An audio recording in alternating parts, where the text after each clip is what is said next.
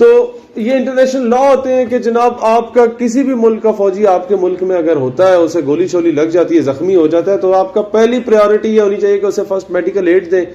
اس کے بعد وہ جب ٹھیک ہو جائے تو پھر بے شک جیل میں لے جائیں, اسے لیتر بھی ماریں, اس سے آپ وہ انکوائری بھی کریں, سارا کچھ کریں اور ملک کے راز بھی لیں. اب وہ زخمی ہو گیا, اسے ہاسپٹل میں انڈیا والے لے گئے اور وہ وہاں پر شہید ہو گیا.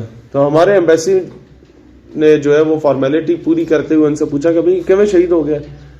تو مطلب ہے کہ ٹھیک ہو سکتا تھا, آپ نے اسے فرسٹ ایڈ ہی نہیں دی, میڈیکل ایڈ ہی نہیں دی. تو دے ریپلائڈ کہ جی ہم نے انہیں میڈیکل ایڈ بالکل دی, اس کا خون کافی زیادہ بہہ گیا تھا اور وی وانٹیڈ کہ یہ ٹھیک ہو جائے, ہم اسے خون لگانا چاہ رہے تھے لیکن یہ بضد تھا کہ مجھے کسی ہندو کا خون نہ دیا جائے. دس از what two nation theory is. Concept سمجھ آیا اس کا؟ نمبر 2, آپ لوگوں کا ایک پاکستان کی کون سی ایسی چیز ہے جو کہ باقی دنیا کے پاس نہیں ہے؟ پاکستان کے پاس کیا ایسا ہے؟ نہیں نو مثلاً نو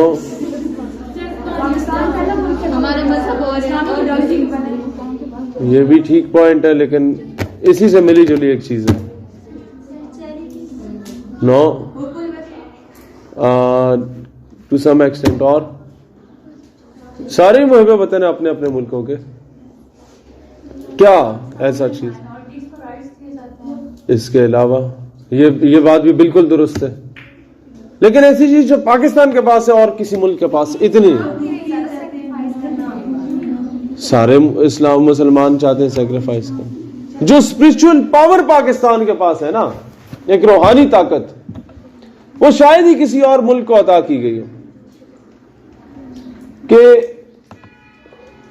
آپ کا جو یہ ایک تو ایل او سی ہے نا جہاں بارڈ وار لگی ہوتی ہے, یہ انٹرنیشنل بارڈرز نہیں کہلاتے. جس علاقے پر پاکستان نے انڈیا سے کشمیر چھین لیا وہ پاکستان کے پاس ہے آزاد کشمیر. باقی جہاں پہ انڈیا قابض ہے وہ مقبوضہ کشمیر ہے. وہاں پر وائلیشن ہوتی رہتی ہے ایل او سی کی دونوں طرف سے. زیادہ انڈیا کرتے ہیں, ہم لوگوں نے رسپونڈ بیک کرتے ہیں. انٹرنیشنل بارڈر ہو گیا آپ کا چونڈا سیالکوٹ کا, پھر آپ کا یہ قصور کا علاقہ ہو گیا, تھرپارکر کا علاقہ ہو گیا, شکر گڑھ کا علاقہ ہو گیا, جہاں مطلب بارڈرز ڈیفائن کر دیے گئے ہیں کہ this is Pakistan and this is India. لیکن کچھ جگہوں پہ پھر بھی بارڈ وائر نہیں لگی ہوتی. وہاں ریکی کرتے کرتے فوجی جو ہے نا 2-4 قدم آگے پیچھے اگر ہو جاتے ہیں نا, تو فوجی پاکستان گاٹ اریسٹڈ. تو وہ چاہتا تو 2-4 بندے پھٹکا کے تو واپس بھی آ سکتا تھا وہاں کے گرائیوں کو, لیکن مسئلہ یہ تھا کہ وہ کیونکہ انٹرنیشنل بارڈر کی وائلیشن ہو جاتی, اس کے بعد انڈیا جو مرضی کرتا, لوگ وہ کلیم کر سکتے تھے کہ شروعات آپ نے کی ہے. تو اس جوان نے قربانی دے دی, عقل مندی دکھائی کہ پاکستان میں حرف نہ آئے. ہی گاٹ اریسٹڈ کہ صبح ایسے یونٹ کے حوالے کریں گے, ابھی ادھر لوکل ایک گھر میں باندھ دو, تو صبح یونٹ کے حوالے کرتے ہیں. ہوا کیا کہ وہاں یہ جس طرح کھڑکی بنی ہوئی ہے نا آپ کے کلاس روم میں, وہاں ایک کھڑکی بنی ہوئی تھی اس کمرے میں, تو ایک بوڑھی ماں آیا کرتی تھی اور اسے گھور کے دیکھا کرتی تھی اور پھر وہ چلی جاتی. دوبارہ آئی, گھور کے دیکھا, پھر چلی گئی. تیسری بار جب آئی نا, اس نے کہا ماں جی تو انو کی تکلیف ہے.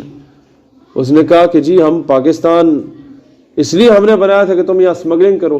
اس پہ اسمگلنگ کا الزام لگا دیا تھا. اب انڈیا جھوٹ بولنے میں اتنی مہارت حاصل رکھتا ہے اور انڈیا کی عوام اسے مان بھی لیتی ہے کیونکہ ان کی نیچر میں یہ چیز ڈال دی گئی ہے.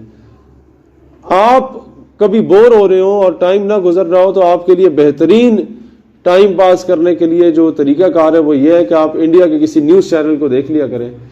وہ ایک کبوتر پہ پورا دن خبریں چلانے کو تیار ہوتا ہے کہ پاکستان سے کبوتر آیا, اس کی آنکھ جو ہے وہ لال قلعے کی طرف تھی, دوسری آنکھ مودی کے گھر کی طرف تھی, تو ابھی اس نے مودی کو مار ہی دینا تھا کہ ہم نے کبوتر مار گرایا.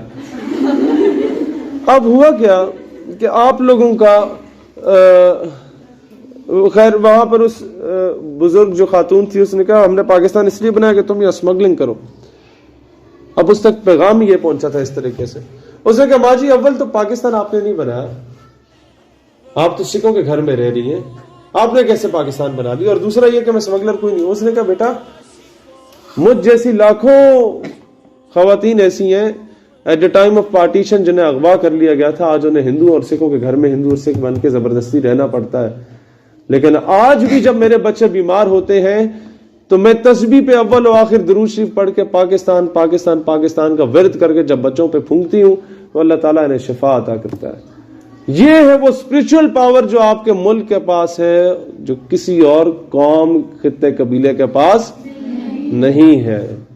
اب آتے ہیں آپ کا جو نظریہ پاکستان کا کانسیپٹ تھا اقبال کا اور قائد اعظم رحمت اللہ علیہ کا. بیٹا ایک ڈیبیٹ سٹارٹ ہوئی تھی جس میں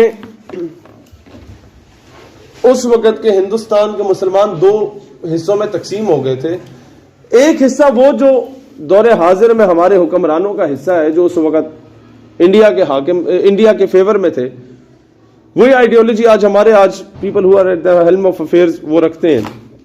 وہ آئیڈیالوجی کیا ہے؟ وہ یہ ہے کہ قوم وطن سے ہے, مذہب سے نہیں ہے. مختلف مذاہب کے لوگ جب اکٹھے ہو کے بیٹھتے ہیں تو قوم بن جاتی ہے. یہی آپ نے پڑھا ہے نا نصاب میں بھی, جو کہ سب جھوٹ ہے. اقبال کا کانسیپٹ تھا ان تازہ خداؤں میں بڑا سب سے وطن ہے. دور حاضر کے جو بت آپ بنا بیٹھے ہیں, سیاستدان بت سمجھتا ہے نا کرسی کو, اس کے پیچھے ساری زندگی لڑتا ہے, لوگوں کے راستے بند کرتا ہے, لوگوں کو جھوٹی FIR کٹواتا ہے, لوگوں پہ ظلم و زیادتی کرتا ہے. پیسہ ہم سب کا بت بن چکا ہے دور حاضر کا. تو ان تازہ خداؤں میں بڑا سب سے وطن ہے, جو پیرہن ہے اس کا وہ مذہب کا کفن ہے.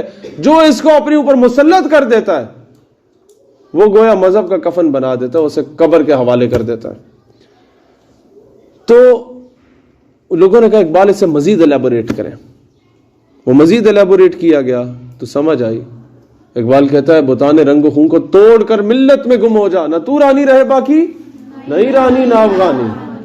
اچھا جب کوئی قوم نہ رہے پھر کیا, پھر ہماری آئیڈینٹی کیا ہے؟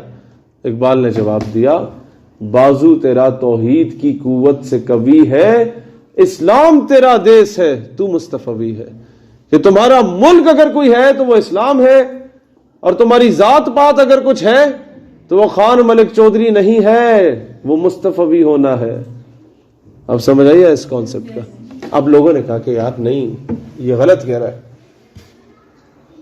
اصل بات تو یہ ہے کہ ہمارے ساتھ والے گھر میں ہندو رہتا ہے, وہ اس زمین پہ پلا بڑا, اسے اس زمین سے محبت ہے, اور میں اس زمین پہ پلا بڑا, تو ہمیں اس وجہ سے ایک دوسرے سے محبت ہے, ہم اکٹھے رہ سکتے ہیں. ہمارا رہن سہن ایک جیسا ہو گیا, ہماری زبان ایک جیسی ہو گئی, ہمارا اٹھنا بیٹھنا ایک دوسرے کے ساتھ ہے. اب ایک اور زبان بولنے والا, دنیا کے دوسرے نکڑ میں رہنے والا جو مسلمان ہے, وہ کس طرح ہمارا آ کے بھائی بن سکتا ہے؟ وہ ہماری قوم کا حصہ کیسے ہو سکتا ہے؟ ٹھیک ہے مسلمان ہوگا, لیکن دوسرے علاقے میں رہتا ہے, دوسرے ملک میں رہتا ہے, اس میں اور ہم میں اتنی چیزیں مشترکہ نہیں ہیں. یہی کانسیپٹ ہے جو پاکستان اور افغانستان کے مسلمان کو لڑوا دیتا ہے آپس میں. اب سمجھ آئیے, یہی کانسیپٹ ہے جو سعودی اور یمن کو آپس میں لڑوا دیتا ہے, عراق ایران کو لڑوا دیتا ہے, عراق اور کویت کو لڑوا دیتا ہے آپس میں. اب کیا ہے؟ اقبال کو یہ جب سوال کیا گیا, مسلمان اس بات سے کنونس ہونا شروع ہو گیا کہ یار یہ لوگ صحیح ٹھیک کہہ رہے. اقبال نے جواب میں کیا کہا کہ صہیب رومی روم سے اٹھ کے آئے, بلال حبشی حبشہ سے اٹھ کے آئے, سلمان فارسی فارس سے اٹھ کے آئے, اور عرب میں رہنے والے عربی صحابہ کرام کے بھائی بن گئے. یہ سارے دوسرے علاقوں سے اٹھ کے آنے والے, حبشہ فارس روم سے. ابو جہل اور ابو لہب اسی قوم خطے قبیلے انہی خاندان کے صحابہ کے بھائی نہیں بن سکے. تو تب جا کے ثابت ہوا کہ قوم مذہب سے ہے, مذہب جو نہیں تم بھی نہیں, جذب باہم جو نہیں محفل انجم بھی نہیں.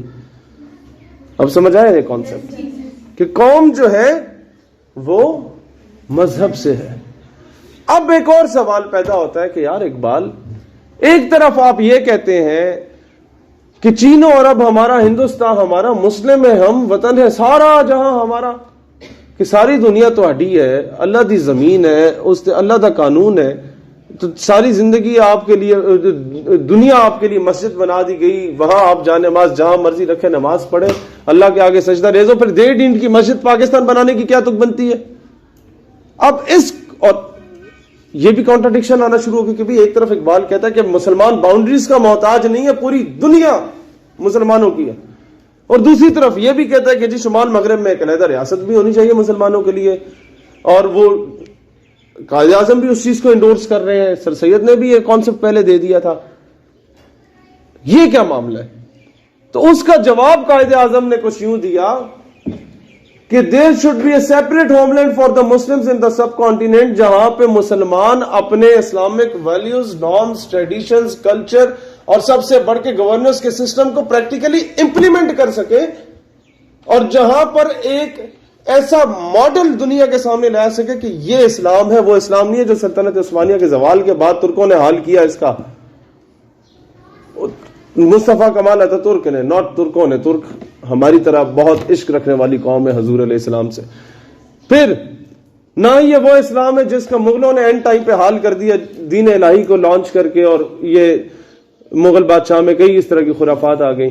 پھر اس سے پہلے ماضی میں کردوغلو اور سعد الدین کوپیک تو ہر جگہ پائے جاتے تھے نا, غداریاں کرنے والے اور آپس میں لڑنے والے, اور پھر حکومتیں ہتھیار لینے والے, اور حکومت کی خاطر مسلمان کا قتل کرنے لگ گیا. تو لوگ کہیں اس نظام کو اسلامی نظام نہ سمجھ بیٹھے, اور اسلامی نظام کو اتنا کانٹروورسیز اور متنازع بنانے کی کوشش کی گئی تاریخ کے وہ اوراق سامنے لا کے. قائد اعظم کہتے ہیں کہ ایسا نظام آنا چاہیے ایسی ریاست میں جو دنیا کو, کیونکہ اس وقت اس دور میں 40s کی دہائی میں کہیں پر بھی اسلام پریکٹس نہیں ہو رہا تھا as a religion of state, جو صحیح معنوں میں امپلیمنٹ ہو رہا ہو پورے اسلام کے قواعد و ضوابط کے مطابق. تو انہوں نے کہا ایک ایسا ماڈل ہو جہاں پر وہ ساری چیزیں امپلیمنٹ ہو رہی ہوں پریکٹیکلی, اور دنیا کو ہم دکھا سکیں کہ ہاں یہ ہے اسلام, کہ آپ زکوٰۃ لے کے پھریں, زکوٰۃ لینے والا کوئی نہ ہو. یہ ہے اسلام کہ جب کسی بکری کو کوئی بھیڑیا جکڑ لیتا تھا تو وہ چرواہا کہتا تھا لگتا ہے عمر بن عبدالعزیز وفات پا گئے, اور 5 منٹ بعد اعلان ہو جاتا تھا اتفاق سے کہ واقعی وہ وفات پا گئے. تو کسی نے کہا تمہیں کیسے اندازہ ہوا؟ تو انہوں نے کہا کہ جب سے یہ حاکم وقت بنے تھے, خلیفۃ المسلمین بنے تھے, تب سے کسی بھیڑیے کی جرت نہیں تھی کہ کسی غریب کی بکری کی طرف نظر اٹھا کے بھی دیکھے. انسان تو انسان, حیوان بھی بندے کے پتر بن جاتے تھے. عدل و انصاف کے تقاضے اس طریقے سے قائم ہوتے تھے.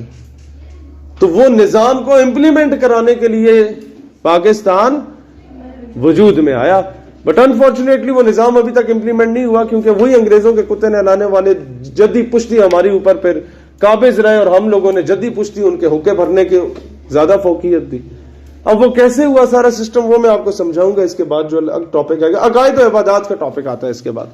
یہ کانسیپٹ سمجھ آ گیا نا نظریہ والا, عقائد و عبادات میں. سندھ کے کچھ ہندو بچے تھے, ایک ادارے کے ہندو اسٹوڈنٹس سے, they were from Sindh.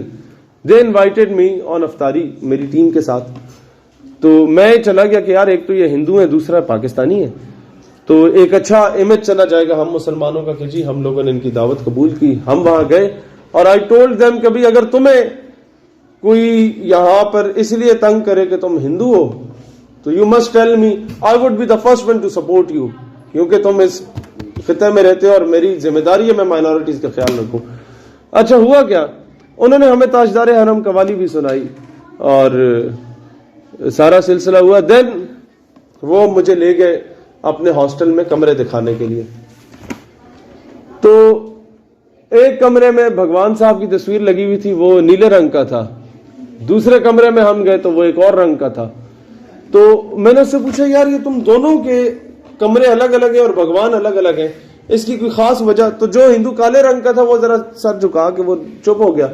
جو چٹے رنگ کا ہندو تھا اس نے مجھے بتایا کہ یار اصل میں ہم لوگ برہمن ہیں تو ہمارا بھگوان بھی ذرا اونچی ذات کا ہوتا ہے, تو یہ دلت ہے تو ان کا بھگوان بھی چھوٹے لیول کا ہوتا ہے.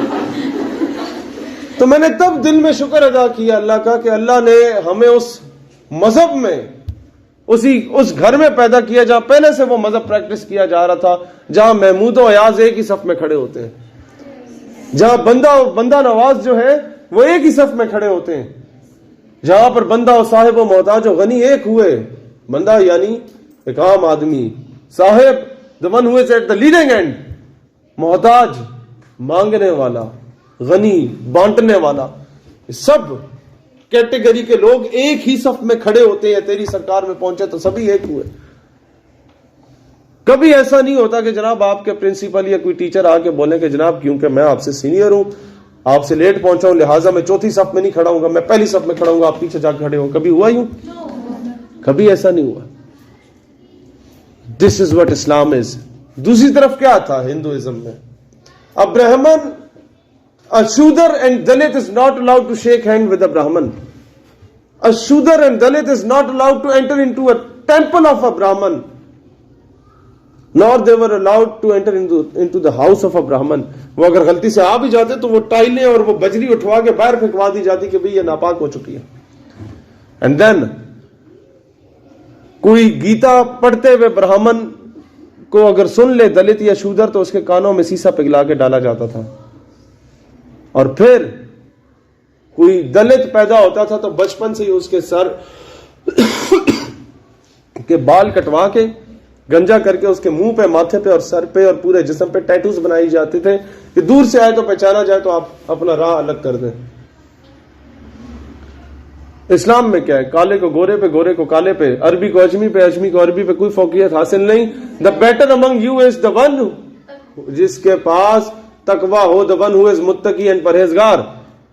Got my point? اب آتے ہیں یہ جمہوری اقدار کے فروغ میں بھی یہی چیز ہے کہ آپ برابری کی سطح پہ بات کریں, کسی کے ساتھ زیادتی نہ ہو, اونچ نیچ کا مسئلہ نہ ہو, اور معاشرتی عدل و انصاف مساوات کا معاملہ بھی ہے. شہریوں کے حقوق و فرائض میں آتے ہیں تو سب سے پہلی بات یہ ہے کہ آپ کے شہریوں کے حقوق کیا ہیں. نمبر 1, ان کی ہیلتھ فیسلٹی انہیں دی جائے, ان کے بیسک رائٹس انہیں دیے جائیں, جو ان کا حق بنتا ہے. ان کو میڈیکل فیسلٹی دی جائے, ان کی تعلیم کی فیسلٹی میٹرک تک آپ فری کر دیں, گورنمنٹ سکولز بنا دیں. نمبر 2, شہریوں کے فرائض کیا ہیں جو ریاست کے حق ہیں کہ شہری جو ہے وہ بندے کا پتر بن کے ٹیکس ادا کرے تاکہ ریاست کو قرضے نہ لینے پڑے. نمبر 2 کہ آپ کا جو شہری ہے وہ اشارہ اگر بند ہے تو اس پہ رک جائے, کسی منسٹر صاحبہ کا صاحبزادہ بن کے, نواب کا پتر بن کے جا کے 4 بندوں کو گاڑی میں کچلنا ہے. یہ کیا ہے؟ شہریوں کے فرائض اور ریاست کے حقوق ہیں یہ کہ آپ اس کے لا اینڈ آرڈر سچویشن کو تو فالو کریں, رولز اینڈ ریگولیشن کو تو فالو کریں. یہ ریاست کا حق بنتا ہے اور شہریوں کے فرض بنتا ہے. اب آتے ہیں اخوت و بھائی چارہ. اخوت اس کو کہتے ہیں چبے کانٹا جو کابل میں تو ہندوستان کا ہر پیر و جوان بےتاب ہو جائے, وہ مچل جائے, لڑ جائے کہ ہو کیا گیا. اب لوگ ہم سے سوال کرتے ہیں کہ یار ظلم فلسطین دے نکڑے چو رہے ہیں, تینوں کی تکلیف پئی ہے کہ اتنے آگے سڑک بلاک کی تھی بیٹھا ہے. ہوتے ہیں نا اس طرح کے سوالات, تو اتنے آگے احتجاج کرے, عجیب آدمی. بات یہ ہے کہ آپ کا بیٹا جب ایکسیڈنٹ ہو اور کوئی انگلی ٹوٹ جائے, کبھی آپ نے اپنی آنکھ سے پوچھا کہ تینوں کی تکلیف ہے, تو کیوں نہیں سو رہی؟ ٹوٹی تو انگلی ہے تو تمہیں نیند کیوں نہیں آ رہی؟ تو جواب یہی ملتا نا کہ ایک ہی جسم کا حصہ ہے. Got my point? کہ جسم کے ایک حصے میں تکلیف ہو تو پورا جسم اسے محسوس کرتا ہے. فلسطین, لیبیا, سیریا, لیبنان, افغانستان, دنیا کے کسی نکڑ میں مسلمان پہ ظلم ہو اور ہمیں اس کی تکلیف محسوس نہ ہو, ہم بزدل اور بغیرت بن کے سو جائیں نا سکون کی نیند, اس کا مطلب ہے کہیں نہ کہیں ایمانی تقاضے کو ہم پورا نہیں کر رہے. تو اخوت اس کو کہتے ہیں.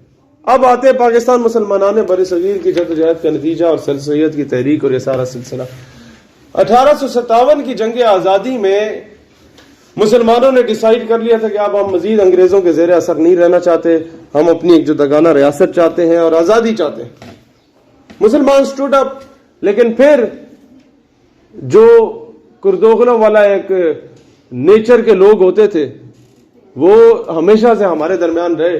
20-20 روپے کے عوض ایک ایک مجاہد کی مخبری کیا کرتے تھے وہ. اور پھر دوسری چیز, آپ کو اس بات کا پتہ ہے یہ جو بڑے بڑے جاگیردار, نواب, وڈیرے سرمایہ دار بنے یا کس طرح بنے تھے انگریزوں کے دور میں, ان لوگوں کو ایک رول انہوں نے نکالا انگریزوں نے کہ اگر کوئی بندہ ہمارے خلاف جہاد کر رہا ہے مسلمان, آپ اس کی مخبری کرتے ہیں کہ یہ یہاں پہ چھپا ہوا ہے اور وہ واقعی وہاں چھپا ہوا اور ہم اسے مار رہے ہیں, تو اس کے نام پہ جتنی جائیداد ہے وہ آپ کو دے دی جائے گی. اس طریقے سے 40-40, 50-50 گاؤں کے مالک بن گئے. پتہ ہے آپ لوگوں کو یہ سب وہاں کے مخبر, یہ وہ لوگ جنہوں نے مسلمانوں سے غداریاں کی تھیں, یہ آج آپ کے اوپر قابض ہے, جدی پشتی قابض ہے. ان کے باپ دادے ان کے انگریزوں کے حقے بھرا کرتے تھے. اور مسئلہ یہ ہے کہ ہمارے بھی پاکستان بننے کے بعد پیو دادے کے دور کے جتنے لوگ ہیں وہ سارے یہی کام کرتے رہے, انہی کے حقے بھرتے رہے. خان صاحب, یہ ملک صاحب, یہ چودھری صاحب, فلانے صاحب, ڈمکانے صاحب, یہ سب سے بڑے فراڈیے صاحب ہوتے ہیں. لیکن مسئلے یہ ہے کہ ہم لوگوں نے ان کی غلامی کے شکنجے سے خود کو نکالنے کی کوشش نہیں کی.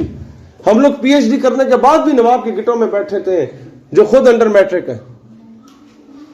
تو پھر ڈگری کو آگ لگا دو نا بیٹا, کیا فائدہ اس ڈگری کا. میرے دادا کہتے تھے کہ اس ڈگری کو بھی آگ لگا دو کہ اگر تم پی ایچ ڈی کر کے آ جاؤ اور اپنے پنڈ میں کسی بوڑھے آدمی سے ایک ہاتھ سے جا کے سلام کرتے ہو تو تمہیں اگر ادب نہیں آتا تو پھر بھی آگ لگا دو, اور ڈگری کرنے کے بعد ایک ان پڑھ نواب وڈیرے کے گٹوں میں بیٹھنا ہے تو پھر بھی آگ لگا دو. وہ ہمارے دور کی روایتوں کو بھی تم لوگوں نے توڑنا ہے. ہم لوگ غلطیاں کر بیٹھے ہیں, تم لوگوں نے نہیں کرنی. سمجھ لیں اس چیز کا.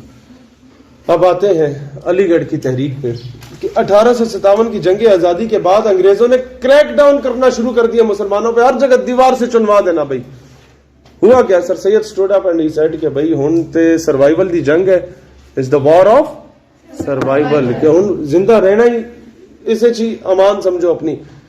تو ہن کی کریے, وہ کہ سارے انگریزی سیکھو. کیسے کہ جب انگریزی سیکھو گے تو you would be able to convince them, logically convince کر پاؤ گے.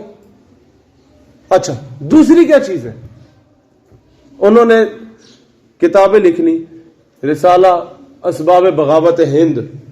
پھر دوسرا لکھا, اس میں لکھا کہ جی مسلمانوں کو کسی پاگل کتے نہیں کاٹا تھا, خواہ میں آپ کے اوپر یہ آگے حملہ کر لیں. آپ نے ساری نوکریاں اٹھا کے ہندوؤں کو دے دی, آپ نے ساری جائیدادیں اٹھا کے ہندوؤں کو دے دی, مسلمانوں کا آپ نے ایک نکڑ سے لگا دی, تو مسلمان نہ کرتا جنگ تو اور کیا کرتا. اور پھر ساتھ ہی لکھ دیا کہ لوئل محمدینز آف انڈیا, کہ ساڈے تو بڑا توڑا وفادار ہے ہی کوئی نہیں. اب لوگ کہیں جی سر سید جو ہے وہ تو امریکہ کا, وہ سوری انگریزوں کا پٹھو ہو گیا. ایک طرف کہتا ہے کہ انگریزی سی کو, دوسری طرف کہتا ہے کہ جناب یہ کام کر لو, ان سے ہم آپ کے وفادار ہیں. اب یہاں پر ایک اور لاجک ہے. ارطغرل دیکھا نا آپ نے, ارطغرل میں ارطغرل صاحب جو ہے وہ سلیبیوں اور منگولوں سے ہاتھ بھی ملاتے ہیں, انہیں دعوت پہ بھی بلاتے ہیں, انہیں قالینیں بھی بیچتے ہیں, ان کے ساتھ کاروبار بھی کرتے ہیں, اور وقت آنے پہ ان کے قلعے کو بھی فتح کراتے ہیں. دس از واٹ پولیٹیکل ڈپلومیسی از. اور یہی وہ چیز ہے جو سر سید نے فالو کی. مسلمانوں سے غداری کر کے ان کی مخبری کرنا ہے سم تھنگ ایلس, لیکن مسلمانوں کی جان بچانے کے لیے حکمت مومن کی میراث ہے, کھوئی ہوئی میراث جسے مسلمان کھو بیٹھا ہے.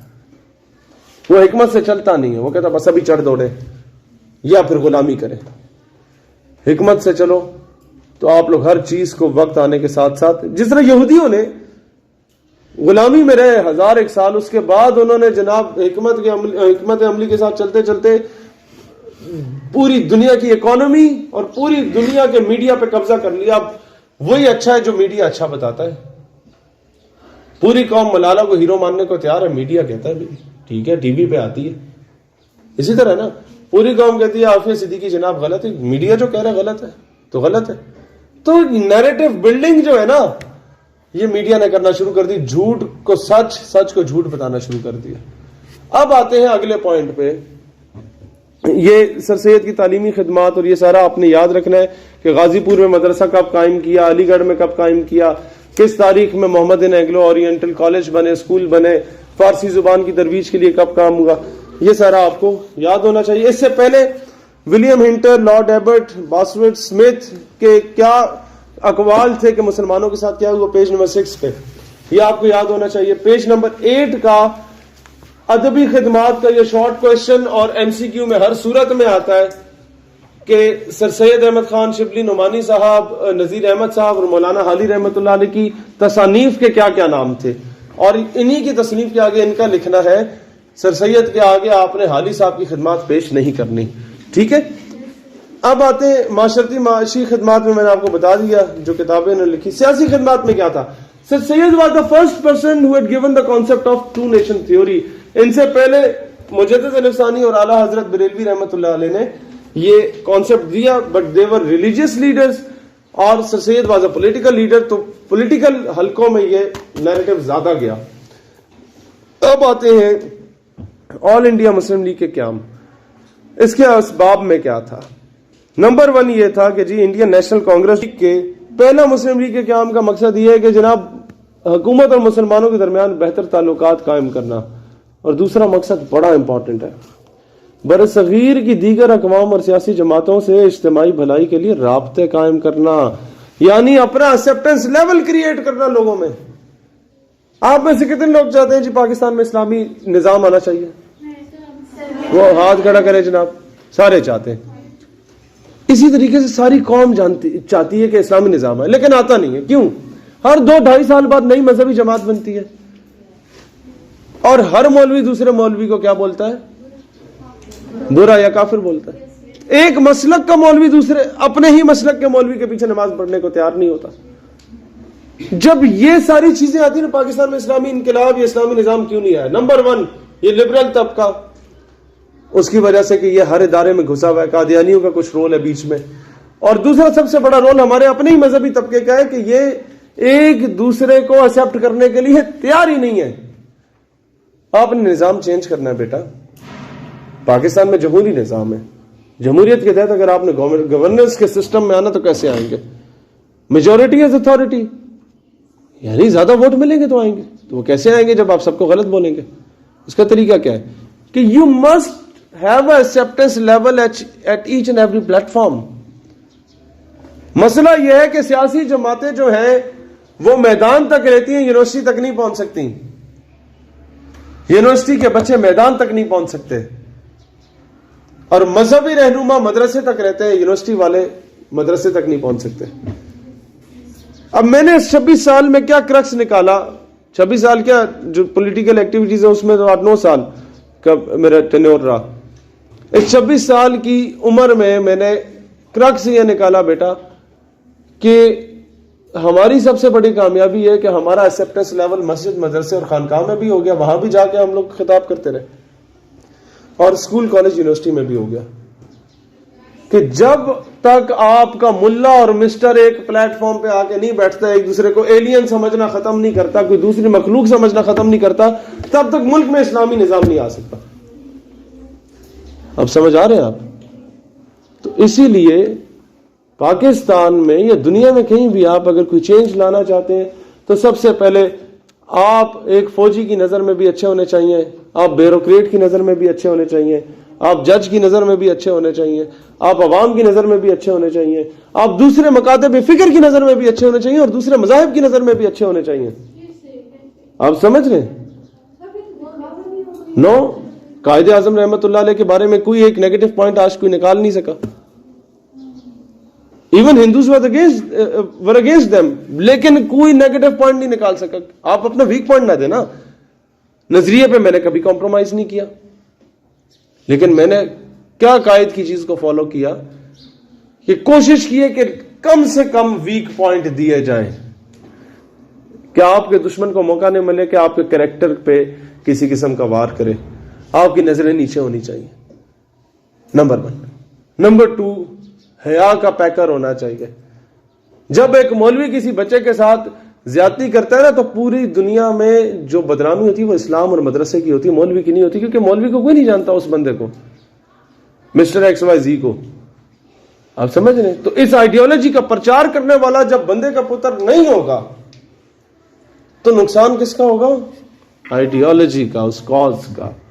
آپ سمجھ رہے ہیں؟ تو ویک پوائنٹ کم رکھیں اپنے, تو دشمن بھی مانے گا کہ ہاں یہ دشمن کیوں کہتا ہے خیبر واز یور لاسٹ چانس, دوبارہ موقع نہیں ملا, کیونکہ اس طرح کا باکردار آدمی, اس طرح کا باصلاحیت آدمی دوبارہ امت کو نصیب ہونے میں بڑا ٹائم لگتا ہے. اب سمجھ رہے ہیں ساری چیز. اب آتے آپ کا اگلا پوائنٹ کیا تھا؟ مقاصد بیان ہو گئے.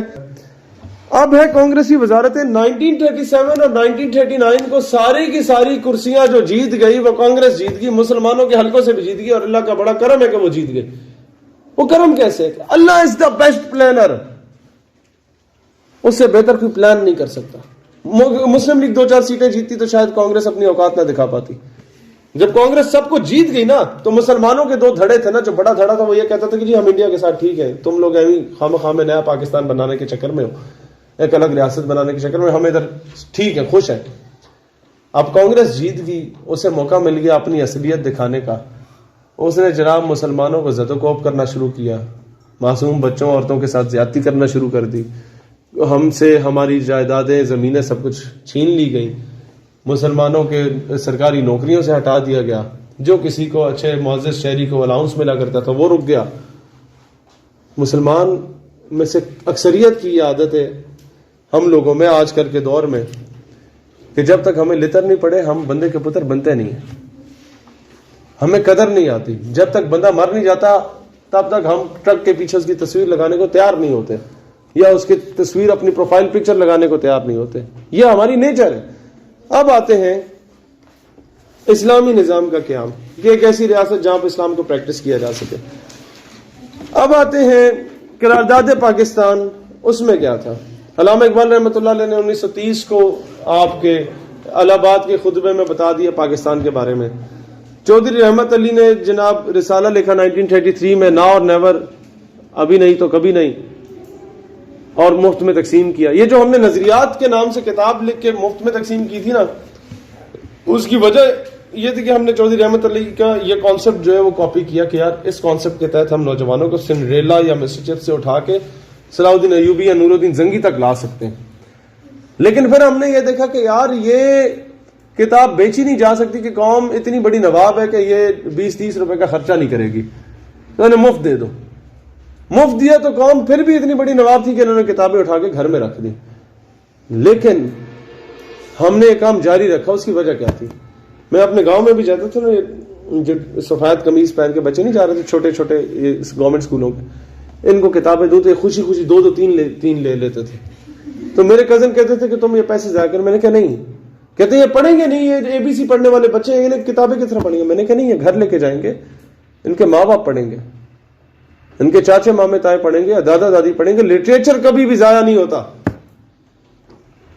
یہ نسلیں سنوار دیتا ہے.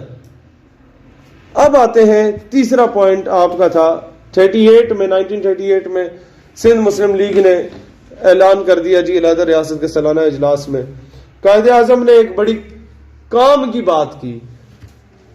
پاکستان ناگزیر تھا اس کتاب کے مصنف سے کہتے ہوئے کہ یار میں تو I decided in 1930 کہ ایک علیحدہ ملک ہونا چاہیے تھا. 10 سال پہلے تھا میں سوچ لیا سی there should be a separate homeland for the Muslims in the subcontinent.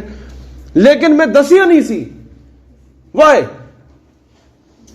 کہ مجھے پتا تھا یہ قوم وہ قوم ہوگی ہے کہ یہ قیمے والے نان پہ ضمیر بیچے گی. اسے بریانی کی پلیٹ دکھاؤ تو اس کے بڑے بڑے نواب وڈیرے پھر دم ہلاتے ہوئے اسی ہڈی کے پیچھے بھاگیں گے. اسے سارے زندگی نظریہ دے دو لیکن اس کی 2 ٹکے کی گلی پکی کرا دو, یہ پھر نظریہ بیچنے کو تیار ہو جائیں گے. ان کو پڑھے نا کانگریس کے لتر, انہیں پڑھے ٹھڈے. یہ آئے اپنی حیثیت پہ, پھر یہ آگے چرنوں میں بیٹھ کے قائد اعظم کہ بابا جی تسی صحیح کہندے سو, ہن دسو کی کری. انہوں نے کہا ہن پاکستان, دس از دا لاسٹ سولوشن. تو جب تک ان کے سر پہ نہیں آتی ہم لوگ ماننے کو تیار نہیں ہوتے. یہ ہماری ایک شرست میں شامل ہے. تو قائد اعظم نے یہی کہا کہ پہلے میں ایک مائنڈ سیٹ بنانے کے لیے بیٹھا ہوا تھا اس قوم کے کہ قوم تیار ہو جائے. قائد اعظم تو پالیٹکس چھوڑ کے چلے گئے تھے انگلینڈ, ناراض ہو گئے کہ یار نہیں یہ ہندو جو ہے وہ ہمارے سے سنسیئر نہیں, اور مسلمان جو ہے یہ بندے کے پتر بننے کو تیار نہیں ہے, یہ مخبریاں کر آتے ہیں. ہماری کانفرنس میں رات کو بات ہوتی تھی صبح, اس سے پہلے کہ ہم اسے لیک آؤٹ کریں کوئی بات کوئی عوام کے سامنے لائیں. انگریزوں کو ہم سے پہلے پتا ہوتا تھا کانفرنس میں کیا ہوا. He left politics. پھر اقبال نے بار بار ان کو کہا کہ نہیں یار تمہاری ضرورت ہے. He didn't came back. پھر رسول اللہ علیہ الصلوۃ والسلام کی زیارت نصیب ہوئی اور بیداری میں زیارت نصیب ہوئی. میں نے کہا گو بیک, تمہاری قوم کو تمہاری ضرورت ہے. تو یہ سارا معاملہ تھا. خیر اب آتے